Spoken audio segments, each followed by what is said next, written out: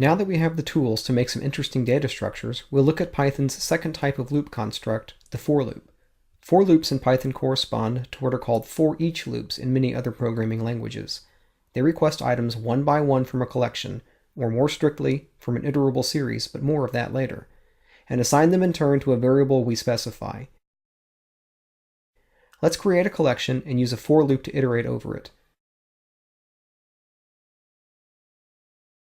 If you iterate over dictionaries, you get the keys, which you can then use within the for loop body to retrieve values. Here we define a dictionary mapping string color names to hexadecimal integer color codes. Note that we use the ability of the built-in print function to accept multiple arguments. We pass the key and the value for each color separately. See also how the color codes returned to us are in decimal. Now, before we put some of what we've learned together into a useful program, practice exiting the Python REPL with Ctrl-Z on Windows or Ctrl-D on Mac or Linux.